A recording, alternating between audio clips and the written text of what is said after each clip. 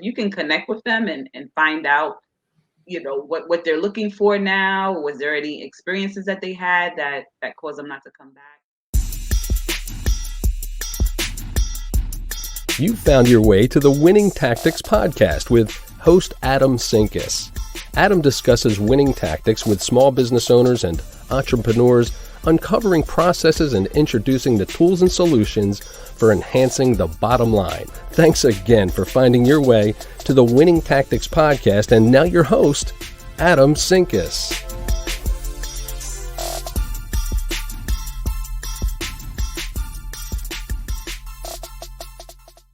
All right. Happy Tuesday, everybody. Welcome to another wonderful episode of the Winning Tactics podcast. For those of you that are joining us on the live broadcast, don't forget to hop on over to our podcast channels, YouTube, or our website, and make sure you subscribe so you don't miss the latest shows and updates. I'm excited for today's show because this is a topic that I am hugely passionate about because gosh darn it, it is expensive to acquire new customers all the time. And so I'm joined with my guest today, Melinda Holmes, and we are going to be talking about how to turn your customers, how to turn your buyers into raving fans. So Melinda, welcome to the show. Tell us a little bit about who you are and what you do. Yes, thank you, Adam. Thank you. Appreciate the welcome. Yes, so I am a customer experience consultant. And what I do is I help small businesses, service-based businesses, turn their customers, like exactly how the title is, into raving fans. And I do that by really helping businesses create a great foundation and great customer relationships with their customers so that it naturally flows into having turning like a customer into a client and turning them into a VIP client. So yes, so I've been in customer service industry for about 20 years. Started as a management trainee for a large insurance company, and I started off in the customer service department as a representative. I had to learn from the ground up, prove that I could do what I needed to do, and that I was able to lead others. And I learned at a very early stage of going above and beyond for your customers. So, and adding value. Absolutely love that. You definitely have to go above and beyond for your customers, and you have to really make the opportunity for them to just fall in love with you happen. So really appreciate that. Let's start off our conversation today with one of my burning questions is, why do customers leave or stop working with companies? I think that's a great place to start this conversation. Right, right. So as you know, Adam, there are numerous reasons, right? So it could be that they had a bad experience with a staff member, where the staff member was rude or not willing to help. Or it could be a case where the customer felt like they weren't valued, they weren't appreciated. So they said, I'll take my business elsewhere if I'm not appreciated. Or it can be a case where the staff is poorly trained, or they feel like they're not given the support that they need as a customer, especially if they need help making a decision. And those are like the basic reasons. But when you look at a more higher level, a lot of times what products or services may be offered may not be exactly aligned with what the customer actually needs at that point, and they may not feel like they're directly connected with that brand, so they may go somewhere else that they're more connected to. So it's the customer service, which is more transactional, and then you have the experience, which is more of, how does it feel like, what does it make me feel like, how do I feel after I get service from a company. Like when we go to certain parks, right, where you go to amusement park, how do you feel, what is that experience like? And if that experience is not aligned, especially with today's competition, a lot of industries are heavily saturated. Customers, the loyalty with customers are not the way it was 23, 30 years ago because there's just so many options. You have the internet. You can find out about more businesses than you did when we had the old-fashioned yellow pages. So it's a lot of competition. So you really have to stand out and really connect and build a relationship to keep them. Yeah, I love that you point out the fact that you have to connect with your customers, right? Because like as a brand, there is a lot of opportunities to disassociate your brand with your customers, and because maybe you try and force them into a box of products that you offer that doesn't quite fit their needs. And I was actually having a conversation earlier today about this with on Clubhouse with a sales in a sales room, about this, how we need to reapproach the sales process, even with the customer experience, thinking about how do I come and meet their needs as opposed to trying to force them into a box. And I'm just curious what your thoughts are on that. Hmm. Right, absolutely. So important. And the key is, especially as entrepreneurs, we're creative, right? And we have great ideas and we come up with such, so many solutions and new things to offer. But the question is, are you asking your customers exactly what they want? And the key is just to ask, because the wealth of knowledge and the answers is with your customer base, because they're the ones that are investing, they're the ones that are choosing you as a company. So you want to make sure, like you said, Adam, that you are catering to them and their needs. And that can be done in many ways. Like you can have a survey, like a traditional survey, but it has to be very strategic to really get that juicy information that you need to make those insightful business decisions. And then you could do like questionnaires where you maybe just pick up the phone and have a phone conversation and say, hey, what do you think about this? Have a 10-minute conversation with a few key customers to just hear what they say, hear what their pain points may be, what they would like to see more of, or what they're already happy with. So it's really getting that information straight from the source so that you're not making assumptions and then guessing wrong. Yeah, I find that to be so important, and I love how you point out strategic surveys, right? Because like obviously, if you've spent any time on LinkedIn, where one of the platforms we're broadcasting on, you notice there's like boatloads and boatloads and boatloads of survey or polls out there. They're called poll posts, that a lot of times don't really equate to valuable information, especially when you look at like what the person does. I saw a poll the other day for a HR recruiter that was polling about, do you like pizza?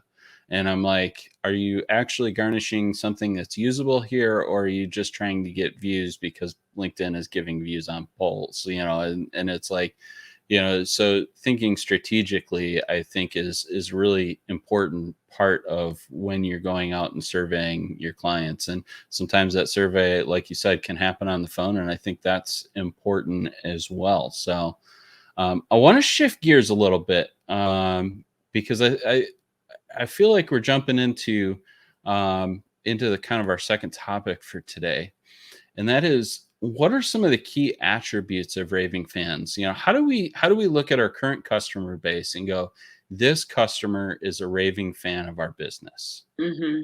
Hmm. Right. That's a great question.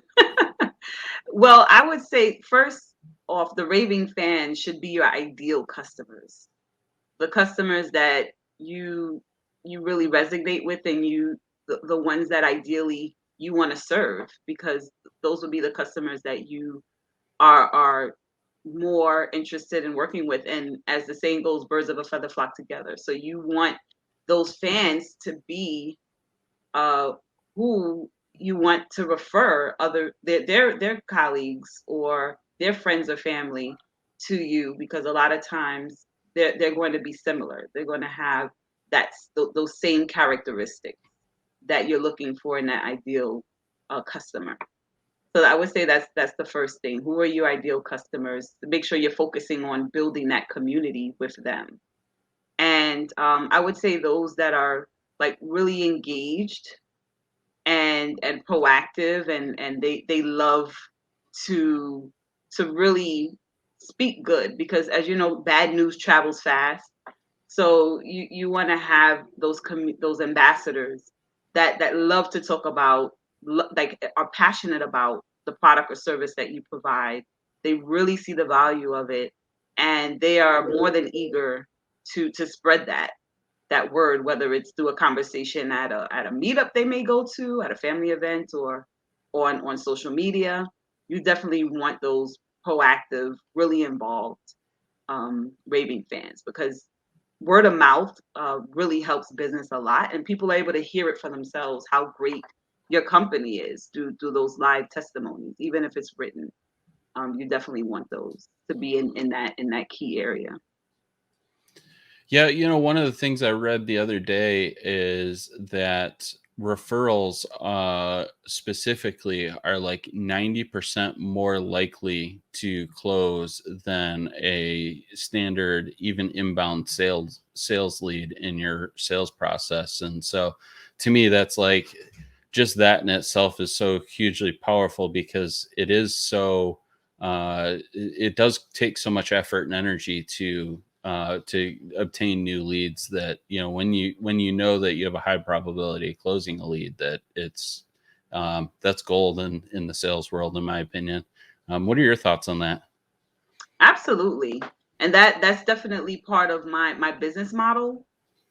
When it comes to referrals, I do help my clients. Part of the program that I set up, the system that I set up, more of a system, is creating a referral strategy, because not all referrals are created equal. Like, it's a lot more detailed than, hey, tell your friends about me, or tell your colleagues, or tell your it's because people, once you put down the phone or go back to your regular life, how realistic are you going to remember to tell 3 people or 5 people?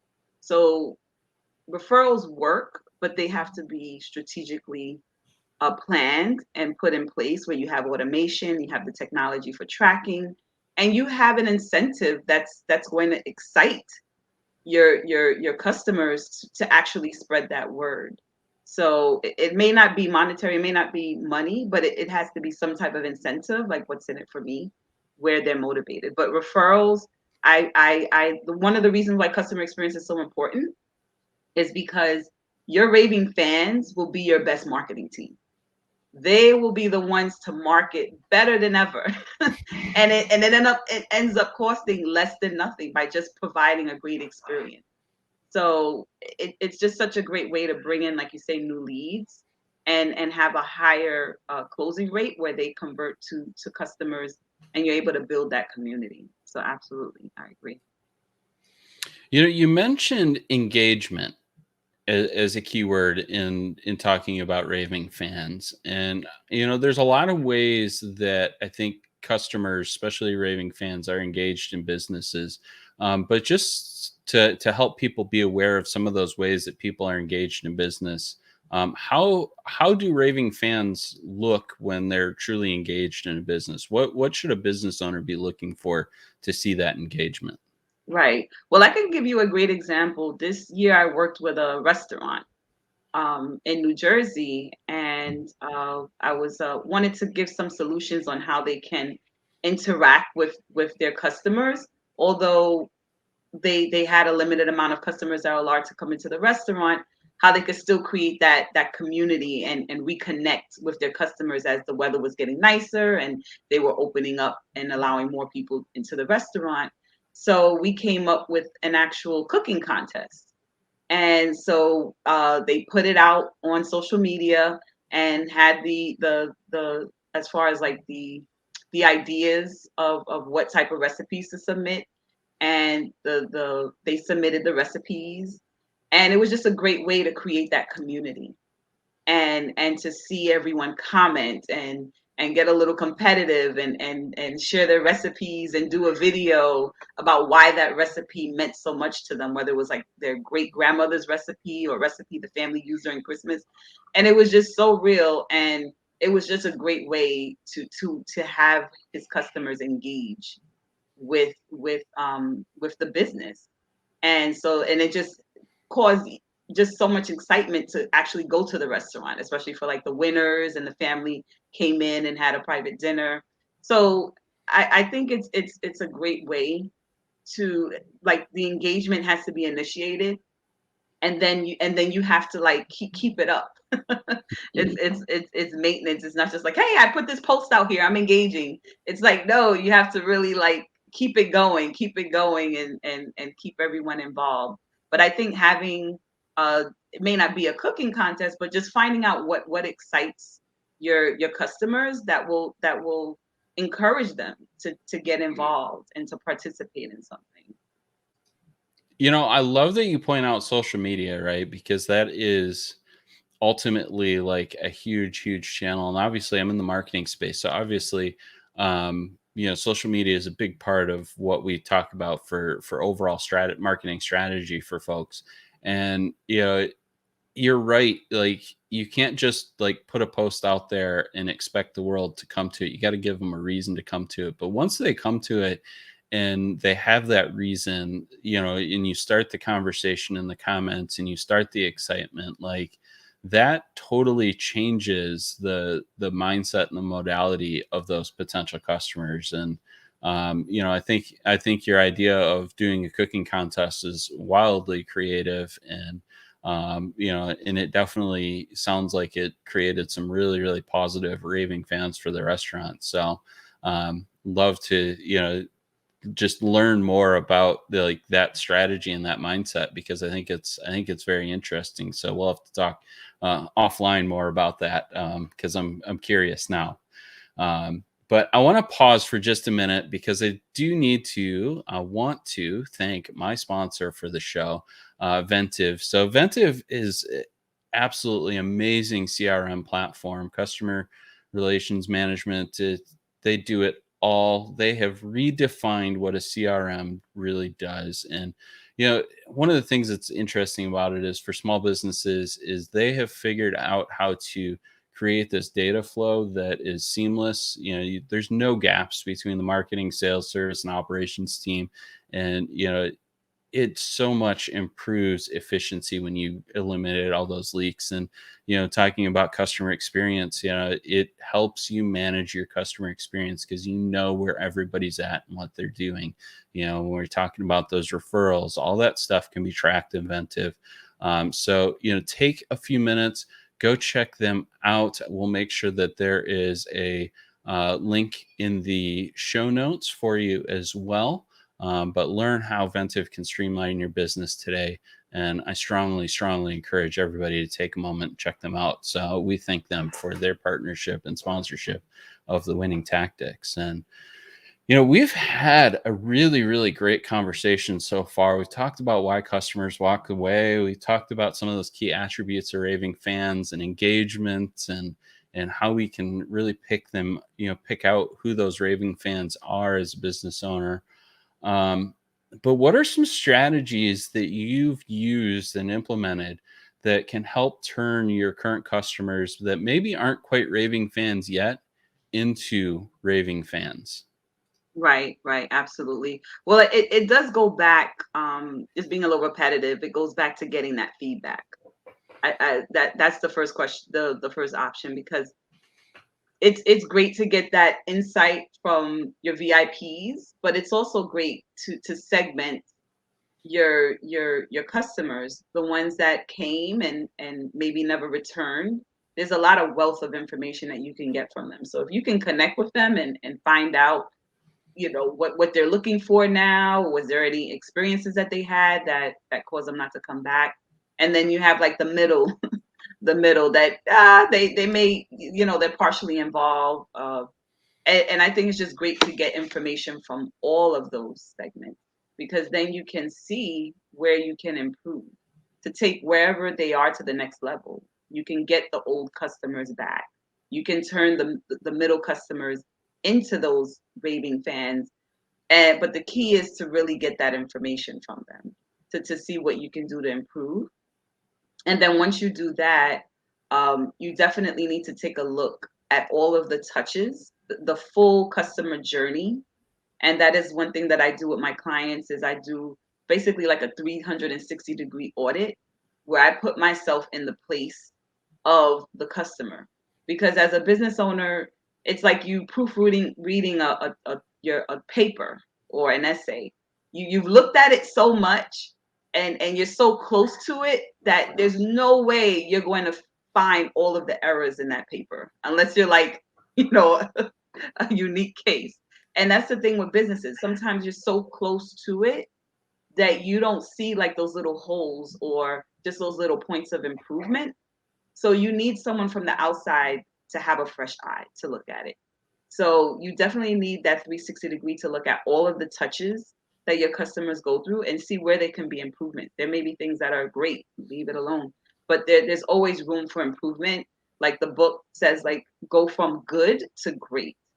And going from good to great and going from okay to excellent will capture their attention. And they will see you stand out from your competitors. And they will then turn into those raving fans. And a lot of it is the engagement, building that relationship with them where they feel like they're connected and that they're loved and they're cared for. Because I always say, you take care of your customers and they will take care of you. So I think that that's the initial steps to really looking at the business as a whole and seeing what you can do to improve so that you create that better experience for your. Yeah, I love that you mentioned the customer journey, right? And mapping and looking at that 360-degree view of the customer journey, because I think it's so important. Because oftentimes we create processes for the business that are critical to make sure that we don't have any missteps. But I often also see those same processes hamper what our customers experience with us as well, and they become more roadblocks than helpers. And so, what are your thoughts on how you formulate processes that really are customer centric? Hmm. Right, right. Well, I am a believer of technology. I feel like technology is a great way. I have an IT background, but I feel like it's great to do what you need to do to have things accomplished, like automate, organize, keep data together, but it should never replace that human touch. So I think it's very important. Like when it comes to the patient journey, it's pretty much a fancy term for all of the steps that your customer goes through, from pre-customer to the time they walk through your door, they log into your website, to the time they become a customer, all the way to the end. And it's pretty much like implementing systems that are going to that are going to work, where it's automated but it's insightful. So because you don't want to send an automatic email and it's not aligned with what's going on. So you really have to be insightful about setting up those processes, and it varies based on the business. So every business is different. Like when I work with businesses, I do everything a little different for their solution. But like, for example, I guess I could give this example. Like I used to work for a company that provided medical alert devices. So I was one of the managers working for them, and they had a lot of competition. They had a lot of competition, and they actually ended up doing better than one of the main competitors that you see on TV. And it wasn't because they had, and the technology was almost identical, right? It was almost identical, but it was that human touch. So I think that you don't need like the technology, or you don't have to have like a like a complicated process. It's just really saying like, how close are we in touch with the customers, and are we giving them what they want and need? Like when we're done with servicing them, are we leaving something with them that they're mindful of us and they're like, I'm staying with them for life. Like I don't need to leave. So it's creating that dynamic experience, and it doesn't have to be fancy. It's just really engaging. I think is the most important thing when setting up those systems and processes. I love that, like that mindset of keeping it simple, right? We work with this in marketing, and one of the things I talk to my clients about often with websites is, how many clicks should it take for somebody to get to making a purchase from your website, right? Because we're all selling something, services, products, whatever. And there isn't so much as a magic number that is more right than others, but ultimately pretty much everybody agrees that the less clicks that they have to take, the and the easier the process is, the more likely they are to buy. And I think our customer journey, beyond just the website, I think is also reflective of that as well. So love that insight on that. um, I want to ask you though, so we go from good to great or okay to excellent. Um, how do we keep our customers in that space? Because I think it's just as easy for customers to leak back into that good and okay space as well. So how do you keep them there? Right, right. Well, there's a few key aspects, especially if you have a business where you have staff and you have team members.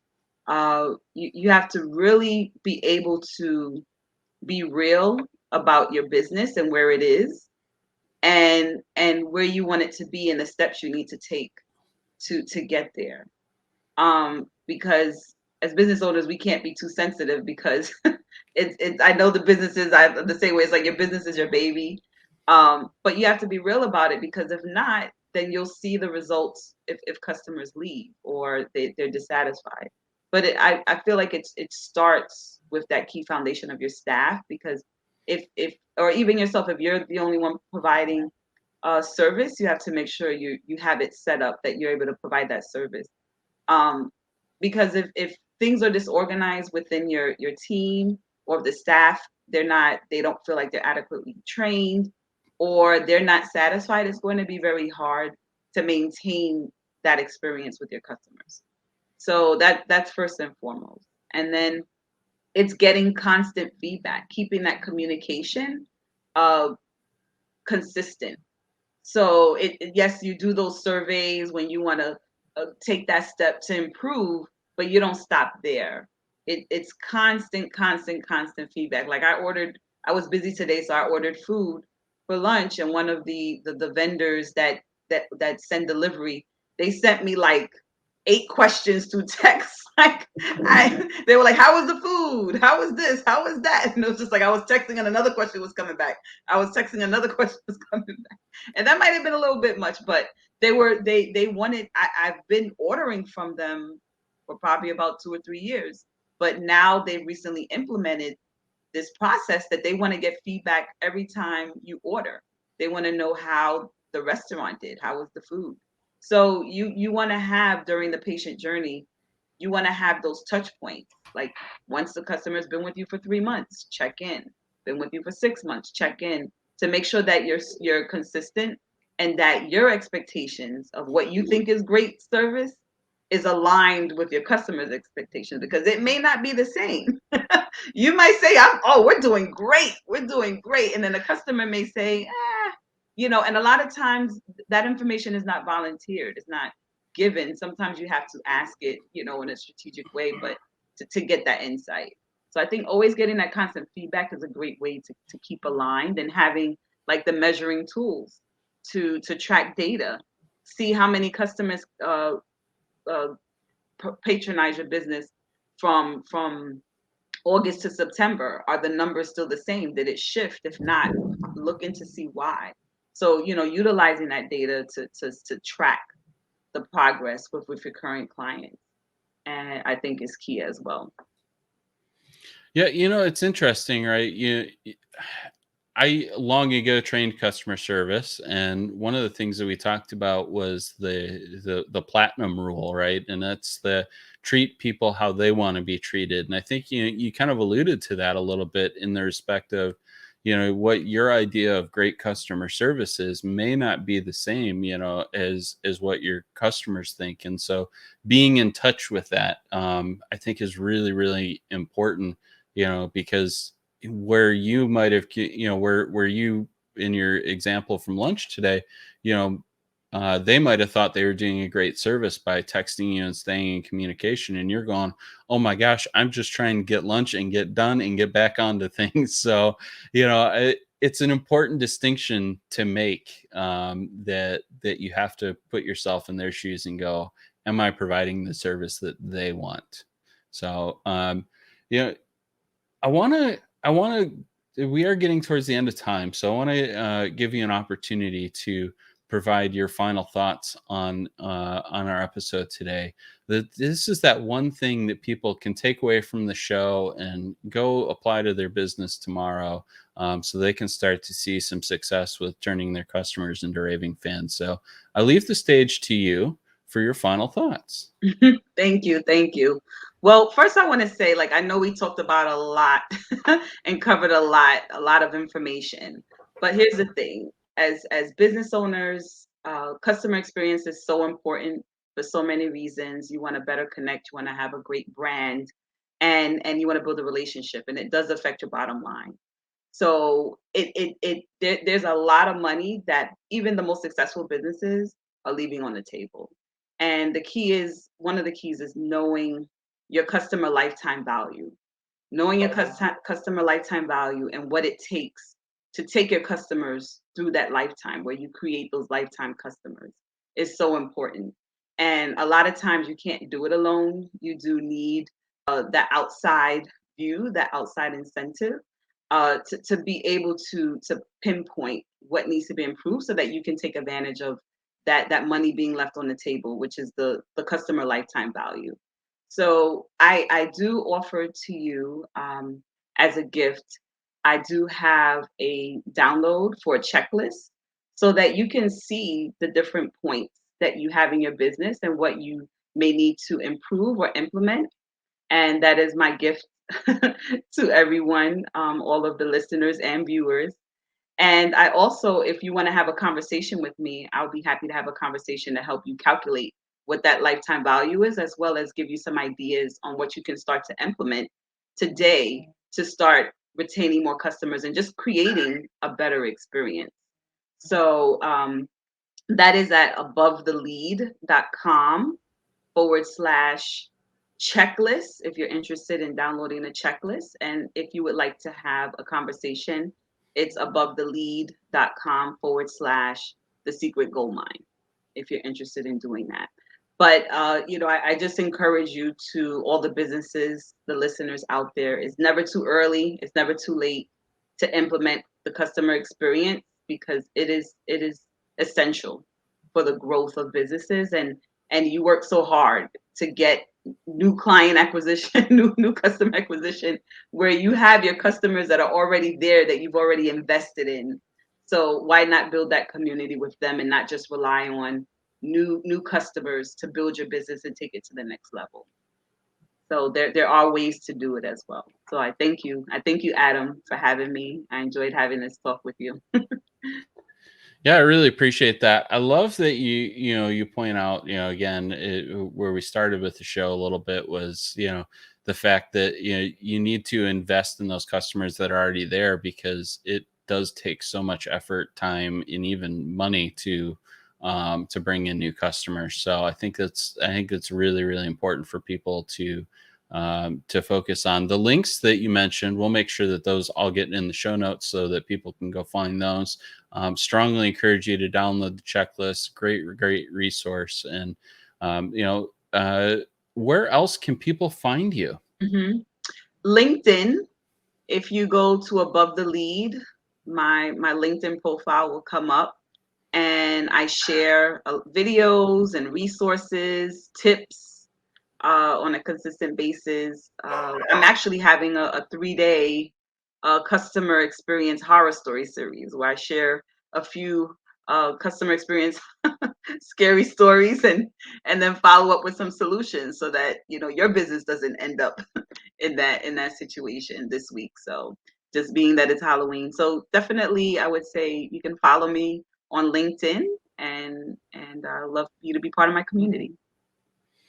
Well, we really appreciate your time. And as always, those that join the live broadcast, we appreciate your time as well. Those of you that are catching us on the replay, don't forget you can always find us on YouTube and all the podcast networks. If you'd love to support the show, jump on over to patreon.com/Adam Sinkus, and you can support the show there as well.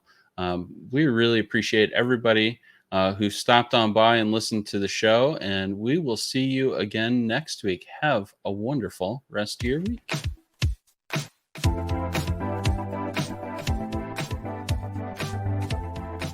Well, that wraps up yet another episode of the Winning Tactics Podcast. You can find Adam on both the LinkedIn and Facebook platforms. And to support the show and ensure the success of the podcast, would you kindly consider visiting Patreon.com/Adam Sinkus? We greatly appreciate it. And until next time, from the Winning Tactics Podcast, remember, culture is how your team behaves when no one is looking. Take good care, and thanks for listening.